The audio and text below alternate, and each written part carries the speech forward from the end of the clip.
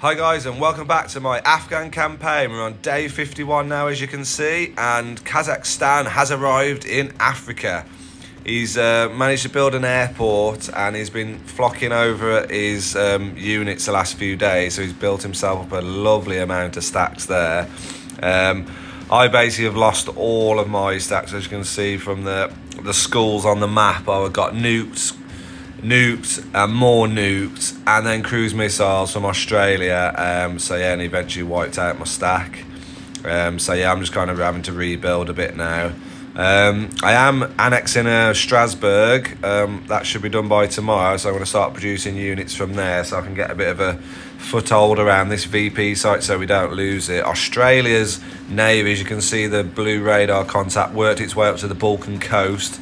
But luckily for Balkan, he has got some of his submarines still there, so he's managed to hold off the Australian Navy. I think that's just the officer that's left now from the Australian Navy, so hopefully they'll be able to kill that off.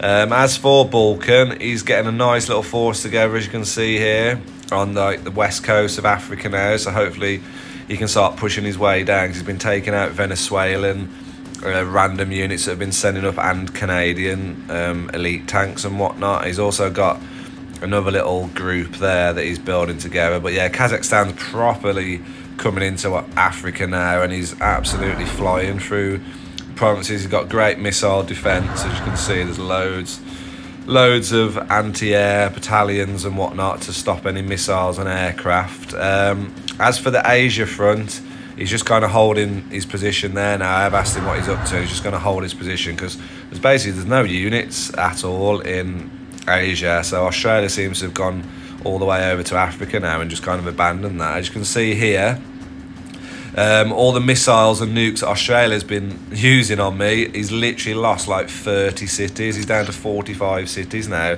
They're basically all going rogue. And even his homeland cities, look, you can see the percentages here of what they're on. As soon as the cities start going below 35%, obviously they've got a chance of going rogue. So even his homeland cities now are not far off from turning rogue, which would be absolutely awesome.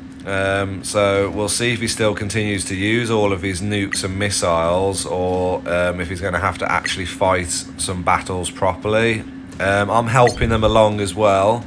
If you go obviously onto here, you can create spies, which are always good in mid to late games. So I'm basically going through all his cities, and I just keep on adding spies for corruption, because obviously if you do corruption, it takes off the morale of the city as well if they're successful. So I'm basically going to go through all his cities every single day, just keep on adding the agents in, and then hopefully in a couple of days we may see some rogue homeland cities from Australia. As I mean, they're not far off now. They're all in like the mid to low 40s. So a few days of agents doing corruption, we might be able to swing it below the 35% mark. We'll have to wait and see on that. But yeah, so that's kind of what I'm doing at the minute, because I'm really low on troops. I've only got around 40 units at the minute. So yeah, I'm just doing that for now.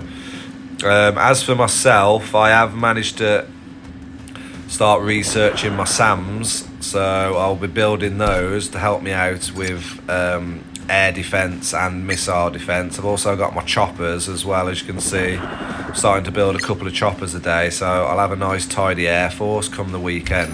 I should have at least one, possibly two stacks. There's my SAMs currently in research. They'll be done, so I can start building those as well in a few hours. So it's looking a lot better today compared to yesterday, when I lost quite a bit of units. I've also got my naval imps building as well.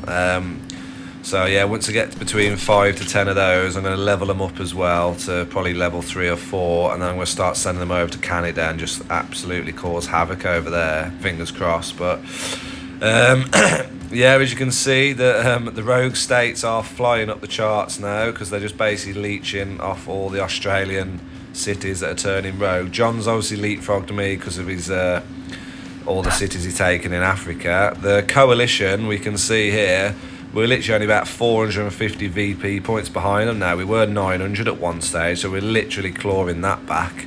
So yeah, it's looking really positive. I think that's everything for today.